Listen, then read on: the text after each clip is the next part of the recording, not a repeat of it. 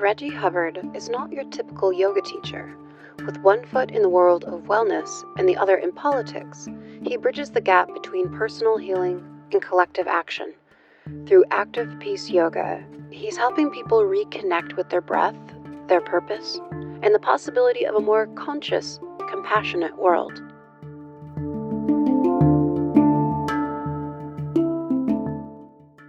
Thank you so much, Reggie Hubbard, for joining me here on AwareNow to share this space and to share your story. Thank you so much.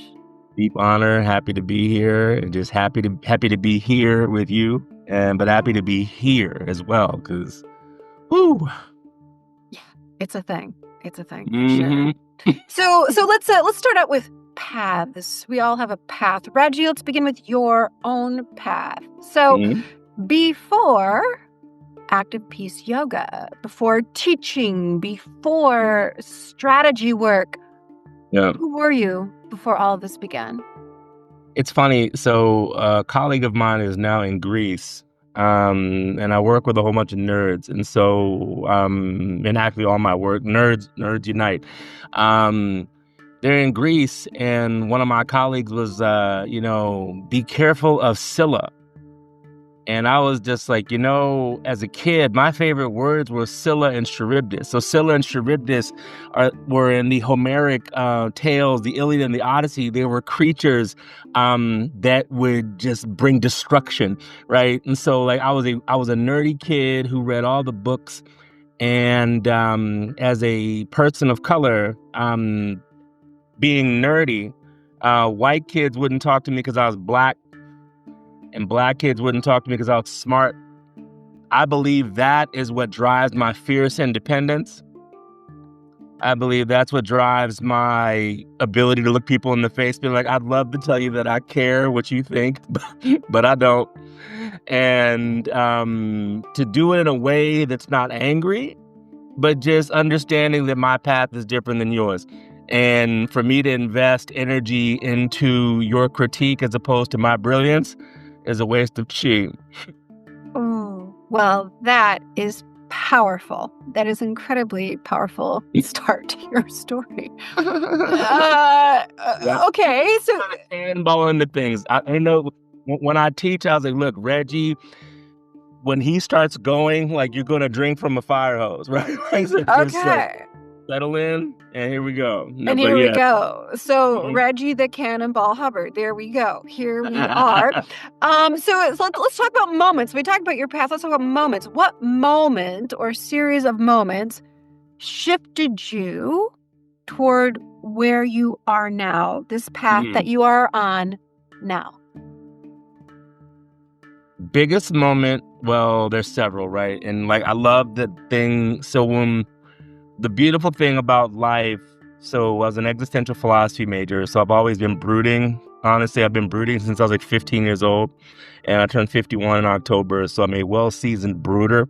So luckily, I've been able to take brooding and make it strategic as opposed to like counterproductive and like a perpetual dark night of the soul, So 6th grade, Becky Meadows in the back of Mr. Pendleton's science class looked me in the face and said, Reggie, are you going to let people bully you, or are you going to stand up for yourself? And it was the first time that it had been presented to me as a choice of agency. And so I was like, well, since you put it to me that way, I'm going to stand up for myself. And at that point, I was a bit of a runt. So freshman year of high school, I was 5'1", 120 pounds. Sophomore year of high school, I was 5'11", 180 pounds. So that's the second episode, is that growth spurt, right? So I went from chump to big dude, right? And so I got hazed and pantsed and stuff when I tried out for freshman football and stuff. But then the next year I was bigger than some of the people that were messing with me.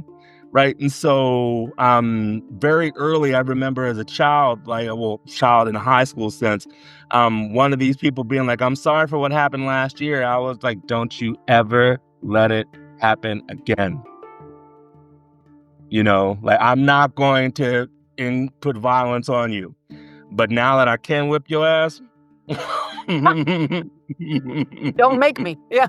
Yeah, right. You know what I mean? Like, so don't let karma become your worst nightmare.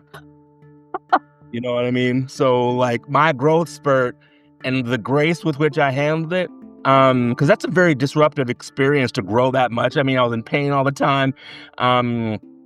And couldn't really articulate and stuff because everything was all over the place.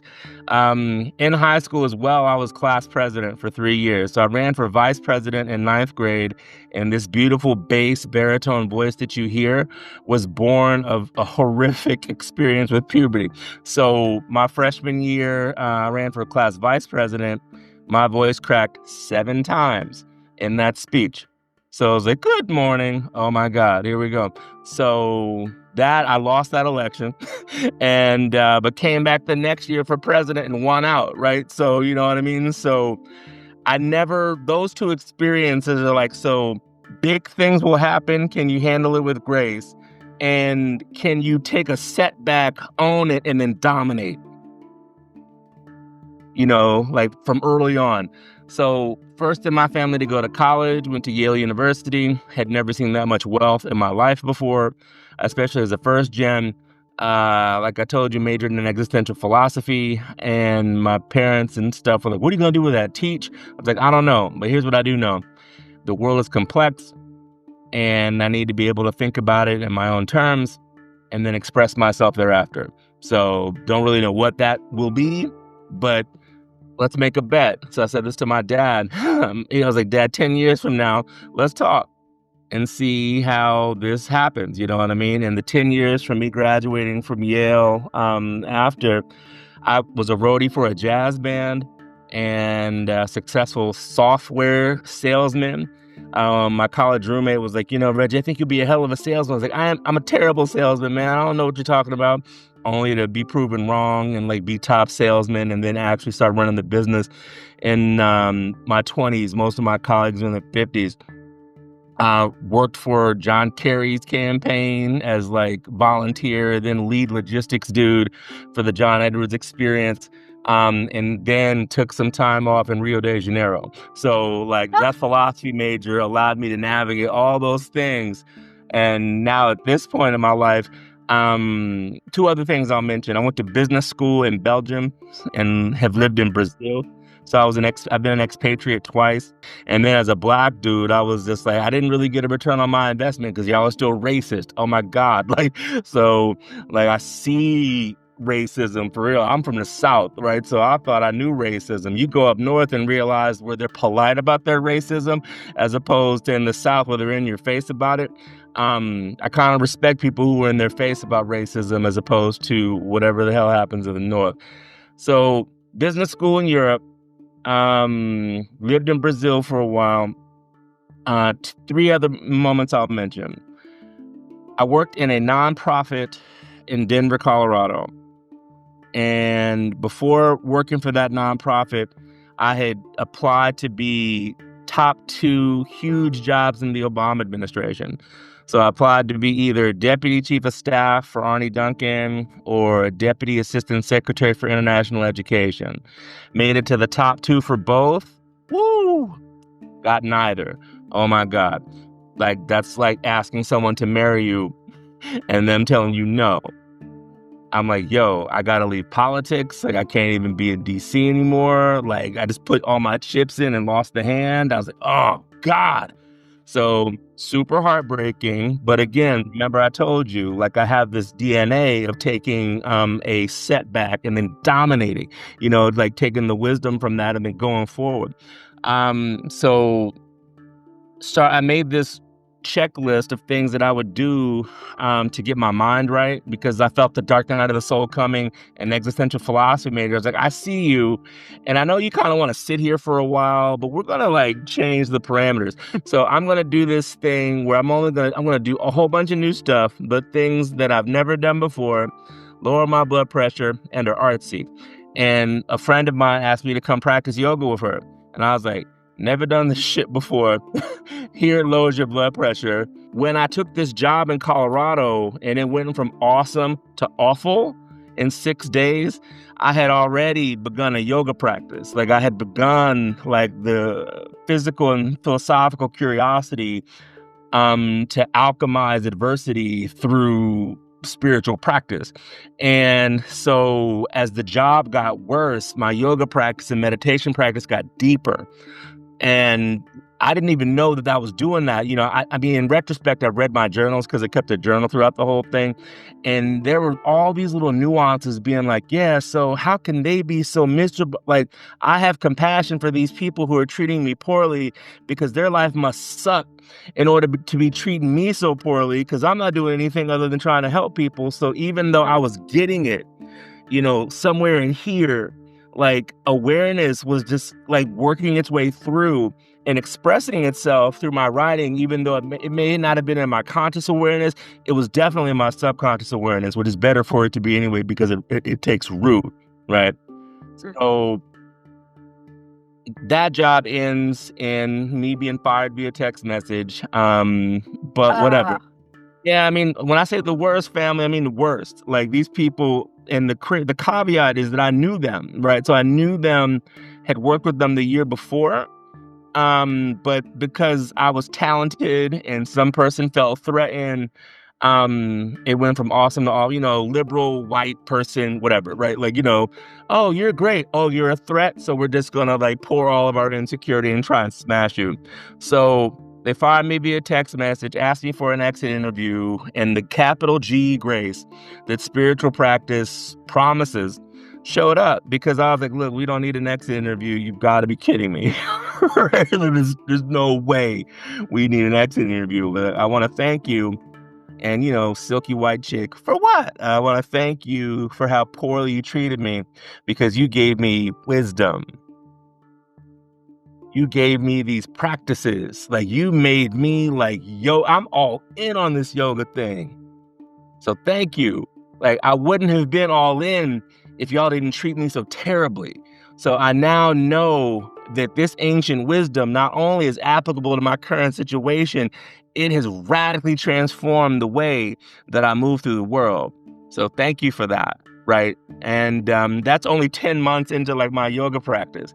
So the other two moments I will mention is that I get fired, join the Bernie Sanders campaign. So essentially have an opportunity to relive my political life through a yogic lens.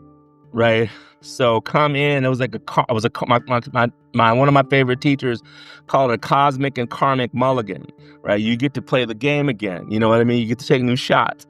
And basically, he's like, think of this as a crucible to see how deep these practices are within you.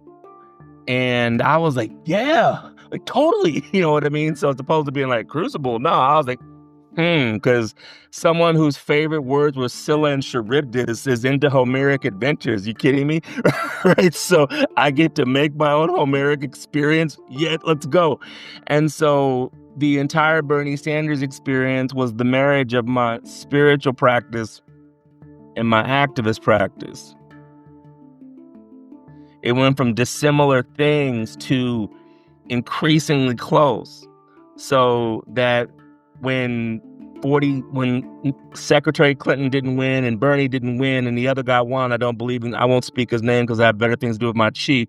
Like, when that happened and we were in that world, I was so peaceful that I could make decisions on what to do. So I moved from Colorado because I told my friends, I was like, I don't know y'all's race. I don't like y'all's racism. I'm gonna go back to the racism that I understand. Like, I can't be black in Colorado with this guy president. Like, because at least where I'm from, they don't like us too much. We don't like them too much.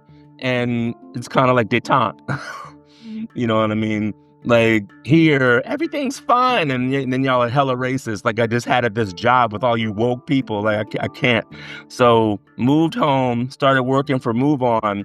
Then undertook 700 hours of yoga teacher training while at the same time fighting against the rescinding of the Affordable Care Act, organizing for impeachment, like keeping people engaged, right? So it went from this to this. So that linking up Yeah. is what launched Active Peace. Okay, so you're right. It's a lot. There is a Yeah. lot going on there. And Yeah. but what I love about all of what, I mean, I love everything that you said, but being able to find the harmonics in that, and how when people always say, well, things happen for a reason, but things don't happen for a reason. Right. When something doesn't happen that you're counting on, and like you said, articulately, eloquently, beautifully said. Yeah. The metaphor I love. It's like proposing to someone. They're like, yeah, no. Like, ooh.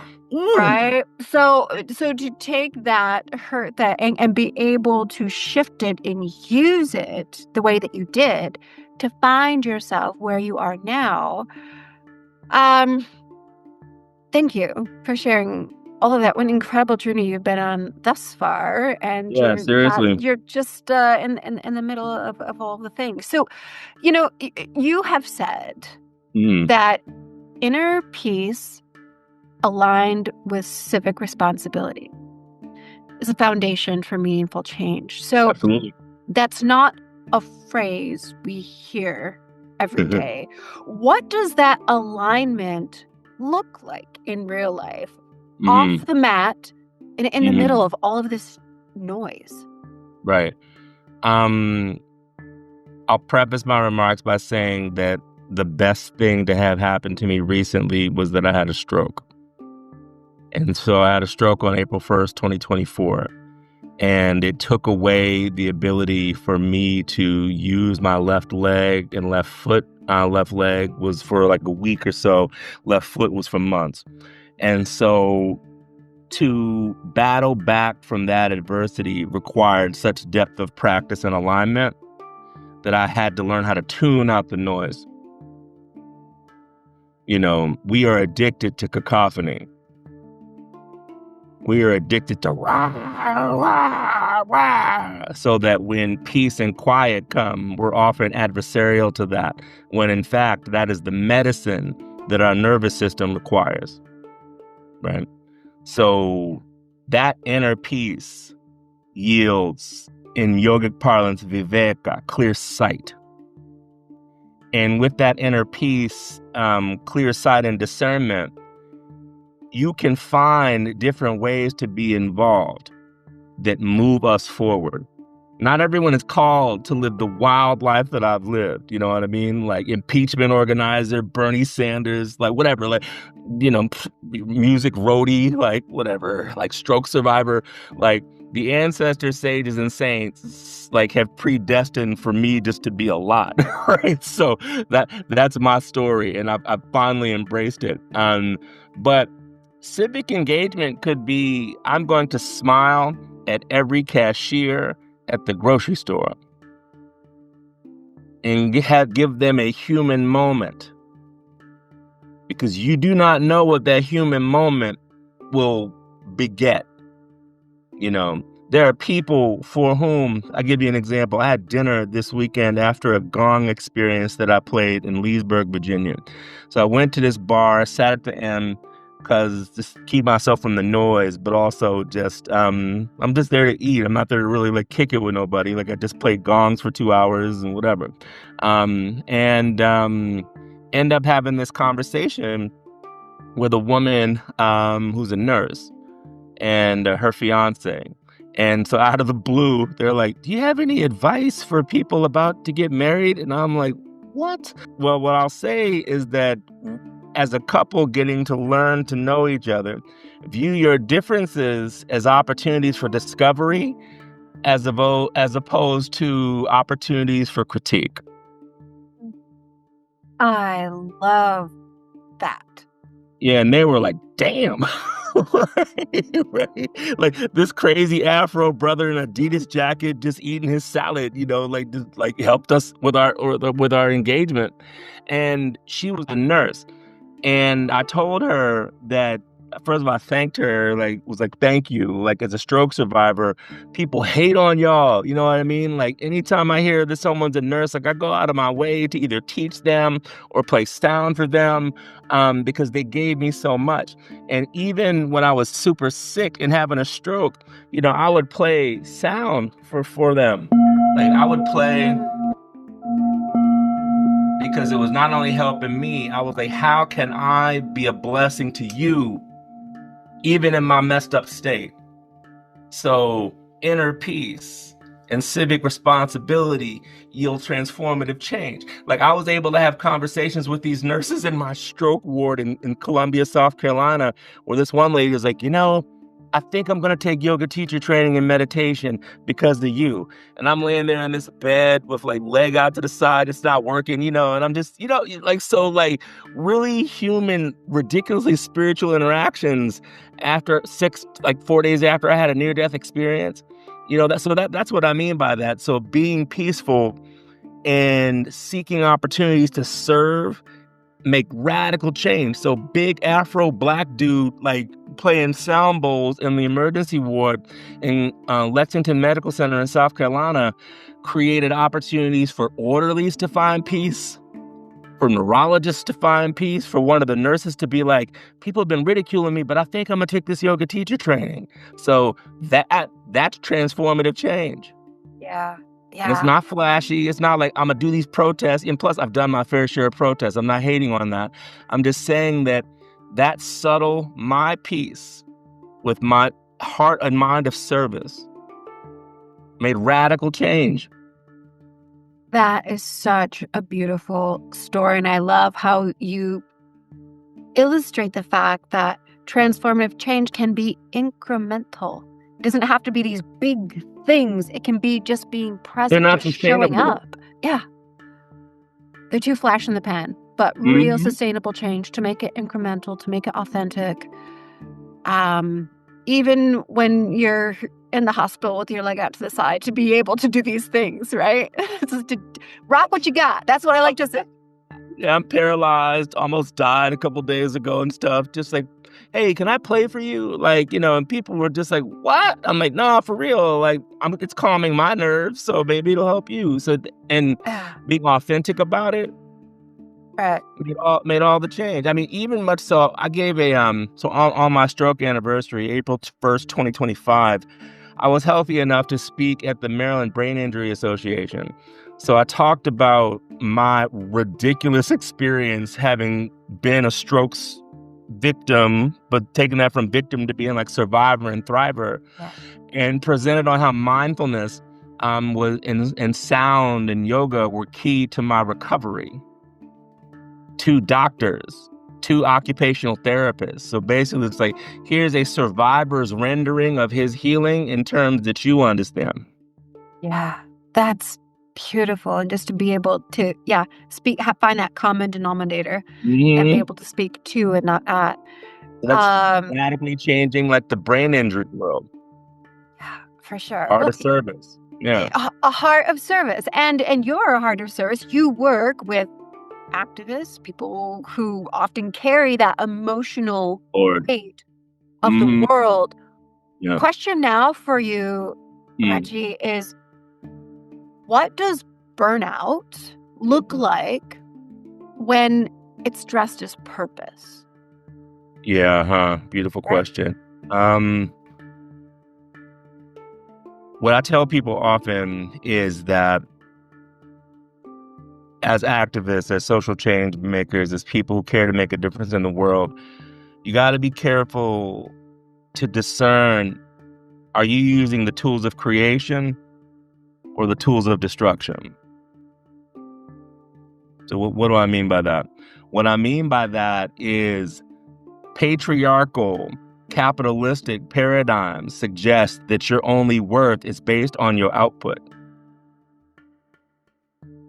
So if your body is telling you I'm exhausted, but your mind is addicted to output, that's burnout dressed as purpose. You have nothing to give. Everything within you is telling you to rest. Yet, you feel as though either I've heard everything from rest is for suckers to I just have to think of this other thing. You know what I mean? My best ideas come when I'm quiet, and I'm going to show you, like, quiet and like this.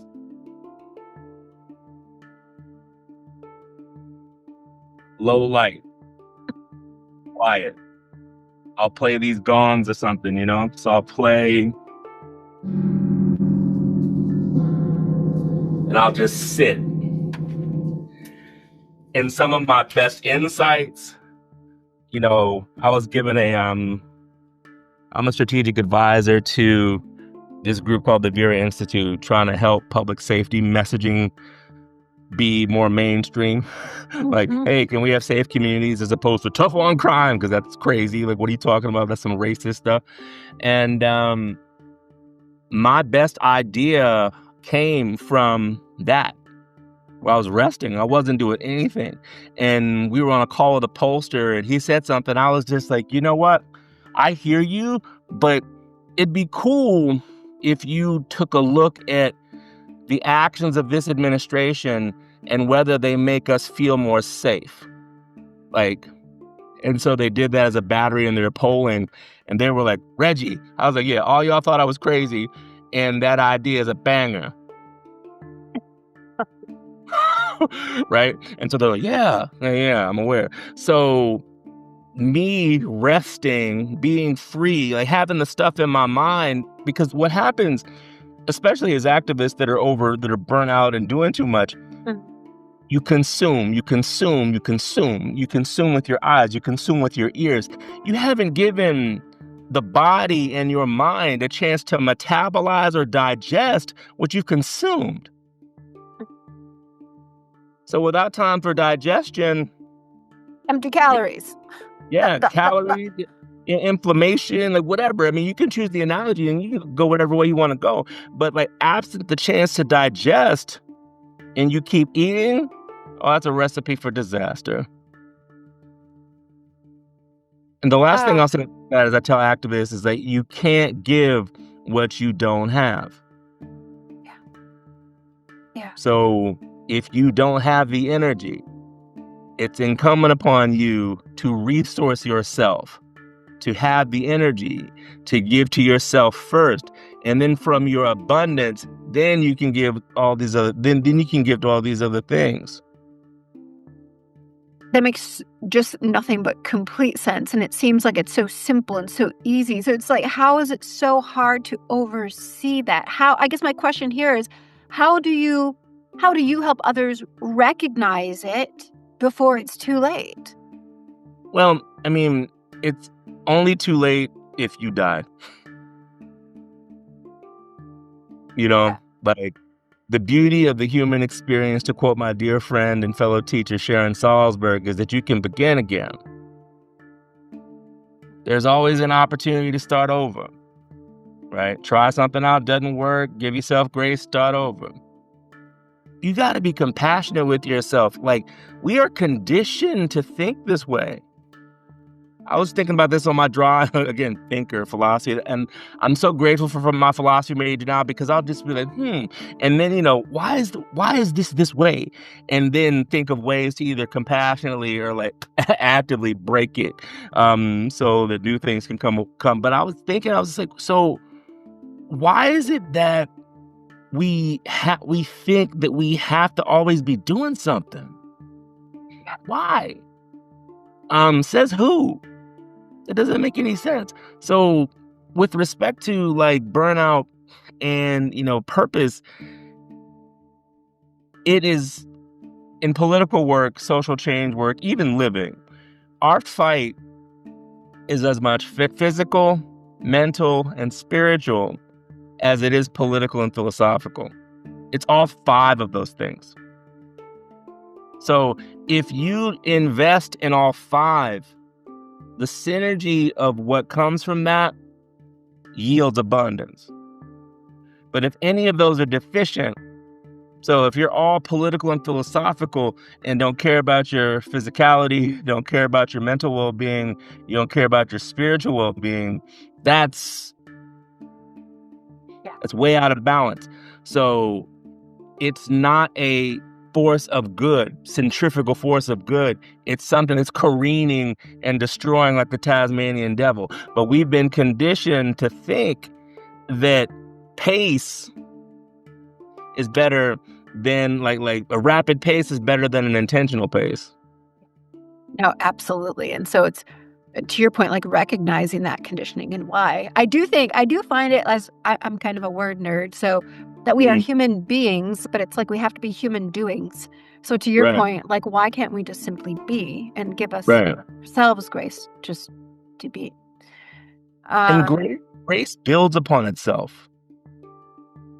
Right? So giving yourself grace to be like, I mean, because I just laugh out loud that I'm like a teacher of reputation now, like who knows all these folks and people ask me to do this stuff, like because I didn't plan on it, right? But like I gave myself grace when I was learning how to teach to be like, I think all the stuff that these people are saying is ridiculous, but I'm gonna do it anyway. You know, I remember when I learned walking meditation, I was like, this stuff is so stupid, blah, blah, blah, blah, blah. But guess what helped me learn how to walk again? Walking meditation. So when I'm in stroke recovery and I have to learn how to walk again, so be firmly planted, gently raise leg, plant, steady, plant. Like, so all the stuff that I ridiculed, even scoffed at, but did anyway, I gave myself grace for the scoff. I mean, because people have been trying to tell me lies for years. I told you, like, I've been bullied, you know, I've been all this other stuff. Like, people always been trying to get over on me. So I'm like, this is like my natural inclination. So I give grace for the conditioning that I have to keep people at distance, but also give grace for the fact that I've cultivated the capacity to do it anyway. That is a beautiful balance, my friend. That is Libra. Beautiful. Can't help it. It's just in you. Actually obligated. Okay, so there is one more question that I wanted to run by you. Yeah, today. please. For sure. There are a lot of people right now looking for peace. Yeah. But feeling too broken, too angry, too tired to reach for it. So question for you now is, what would you say to someone who wants to start healing, but doesn't know how to begin? The one thing that I would say to begin for anybody in that circumstance is to remember that you are worth it.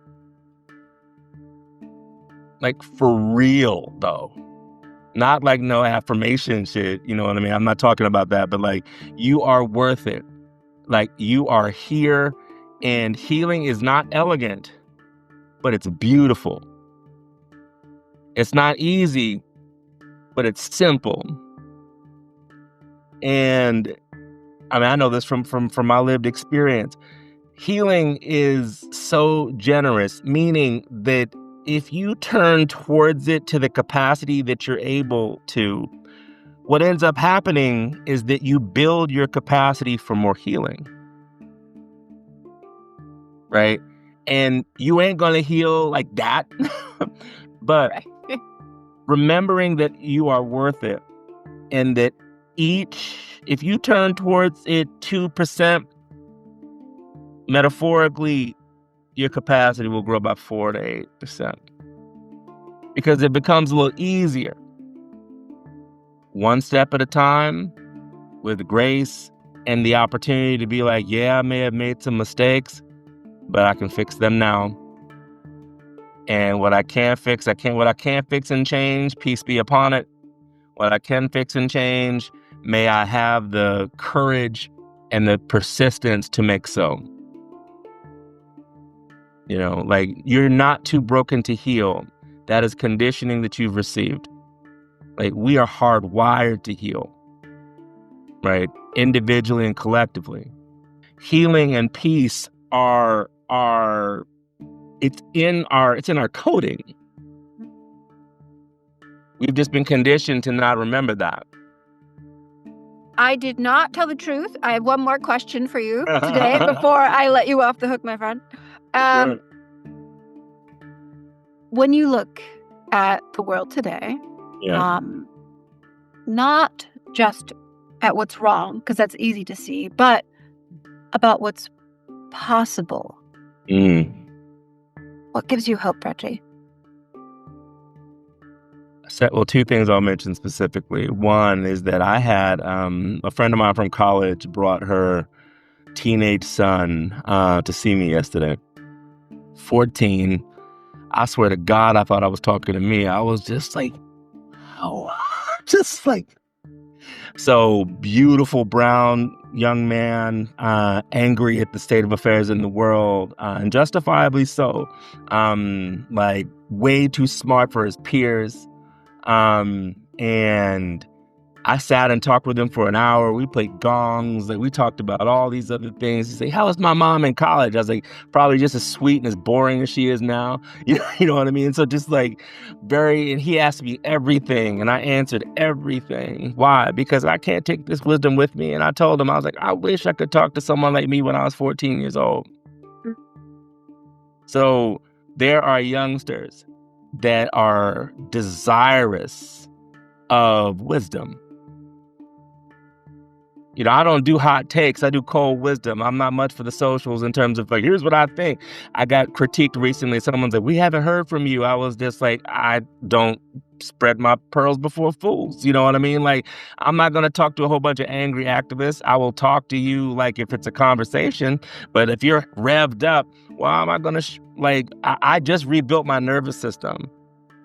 Why am I like, that makes no sense for me to be like, please listen to me and not, I don't really care.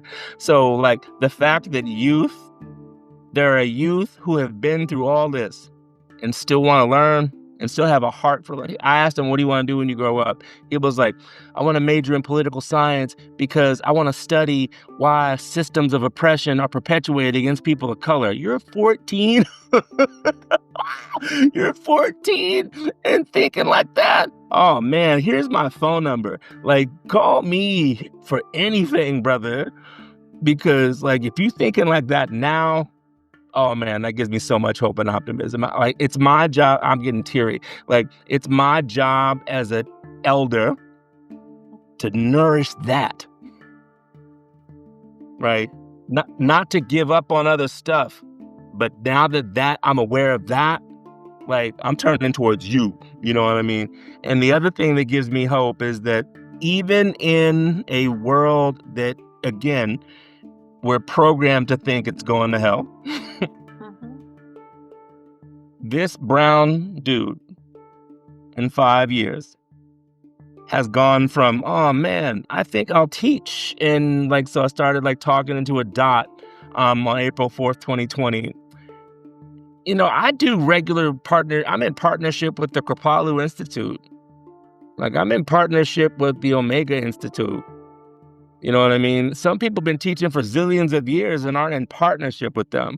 So I've been able to disrupt all of these norms and create beautiful stuff.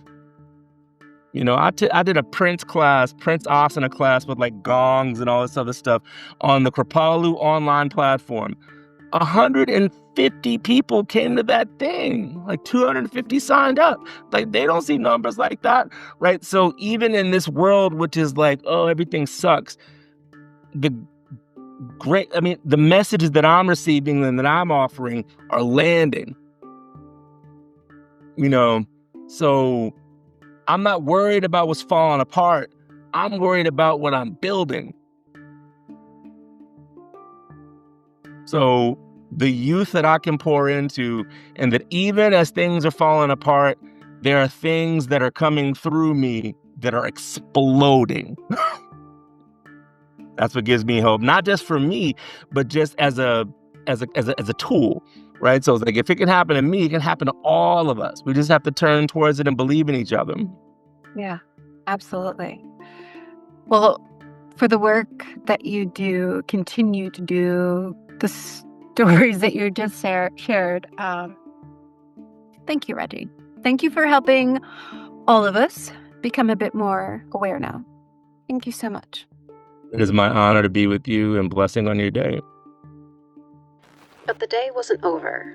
Reggie had something to say about sound. Sound has been a key part of my life, but also my recovery, right? Like, I literally retuned my nervous system because it was like, and when I talk about to either stroke survivor audiences or other audiences, I articulate what a stroke is. Like a stroke, I blew a fuse, right? And a part of my neurology died.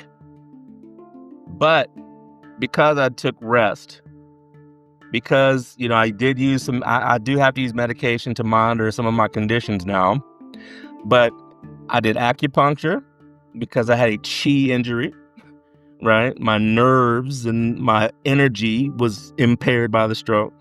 And I played a lot of sound. And vibration is what we are. We are vibration.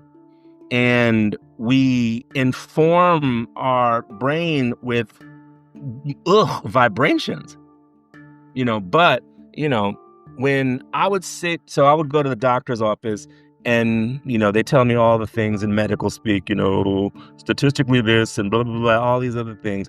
And I'm already bummed that I have to learn how to do all this other stuff. And so I would just sit here for hours and just play. And then I would ask myself, do you think that you can heal? I do. And all the negative thoughts, all the negative things sound was basically just like for hours. And then when I got out of the stroke ward, so stroke, ER, step down, inpatient rehab, then back into the world. My attending neurologist at my discharge from inpatient was just, I was like, Doc, what's my homework? And she was like, you're a mindfulness teacher. You'll figure it out. And I was like, what the hell is, at first I was just like that's, but then I was just like, okay, I think I understand what that means. And to me, what it meant was, don't get too high when things are great. Don't get too low when things are not so great. Just be steady. Steady, gracious, and loving. And expose yourself to things that expand you as opposed to contract you. And so what I did is, it's not on camera, but I would play this gong right here. And I would just play.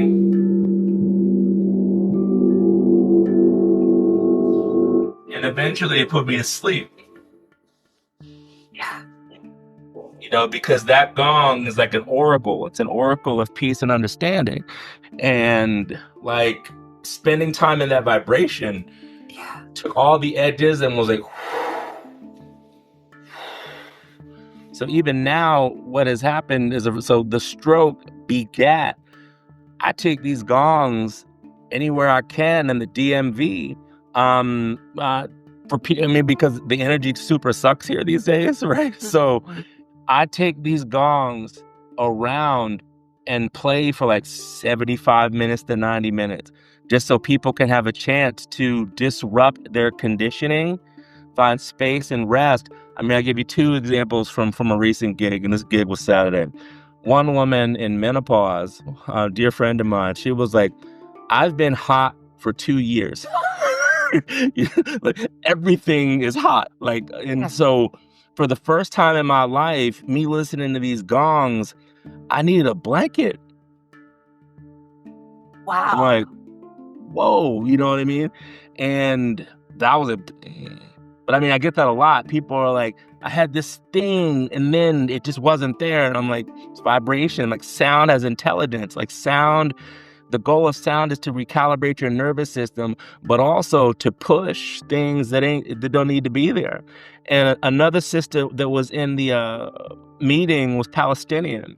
And she's like, Reggie, I'm Palestinian. I was like, whew. And she was like, I had so much grief coming here, but I heard about you a while ago. And as you continue to play these gongs and sound bowls and stuff, my grief lessened. I could take deeper breath, and I fell asleep and got like soul rest. And I was just like, that's what vibration does. So I've talked a lot. What I'll do, if you give me 90 seconds, I'll just play for 90 seconds for you and for whoever else wants to hear it. Yes, thank you. Because the other thing is that I don't have all of these instruments to keep them to myself. I have to share them either virtually or in person. That's kind of like the contract, you know? Uh-huh. Here it's just like, you're a steward, brother. You got this chair. It's like, no. Yes. Okay. So we got a couple sound bowls here, a couple gongs. Just enjoy the ride.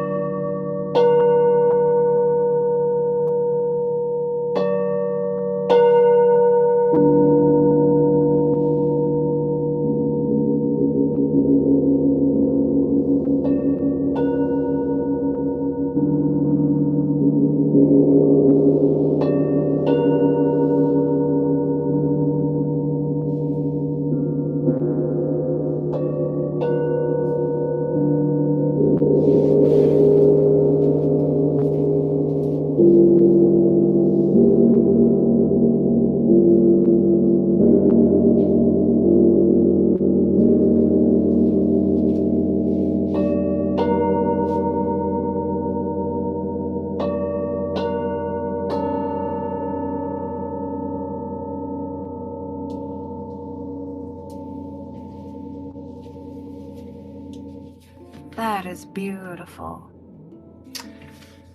So that's where I try and live. How did you even get into sound bowls? How did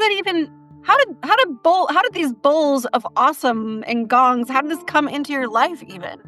So working at Move On, right? 2017 to 2021, which were 4 years, which felt like 400. Uh-huh. Right. So, and after, and that's 4 years of me when I'm working in Washington, resisting everything that is happening from like that administration. And, I was intimately involved in the impeachment strategy and execution, all these other things. So that's 4 years of, so my nervous system was like, yo, come on, son. Like, for real, like, you come on. So I signed up for Jack Cornfield and Tara Brock's MMTCP course. And a prerequisite of that is taking like a 7 to 10 day silent experience. So I took a silent retreat in the Vipassana tradition. And at the beginning of every silent sit, they start with sound. So I promise you they didn't have the mic set up I have, but whatever. Like, that's like a humble brag. And I heard this one sound bowl and I was like, wait, like, what is that? And bought one, which is right up here. So I bought one and then bought, I played a lot of music as a kid. And so I was like, I can't just have one note. I need an octave. So I bought an octave with all the sharps, and then I was like, I just can't have one octave. I need two. And then two became 5, and so I have essentially every note from A sharp 1, so about 55 hertz, to D sharp 6, which is like 1200 hertz. So like pit of the earth and seat of the angels. And once I had those sound bowls, I started playing them for myself. My nervous system is chill, and I'm like, I feel great. So let me start playing for other people. And so started playing for other people online. And then a platform that I teach on, I was like, look, you said that you want to support revolutionary stuff. Like, help me teach sound virtually. And they were like, okay. And so I got to workshop with them about, so what mics need, so I built this thing over a year or so. Then, I don't know how I started collecting gongs, but I think it was just like a natural. It just became. I was like, these things seem cool, and so I bought one. And now I have like 60, because each gong. I mean, that big one that you see behind me. Yeah. 44 inches. Yeah, so almost 4 feet. And it may not render well over the recording, but shit, you should hear it. Let me not talk about it. So, you ready to be grounded? Yes.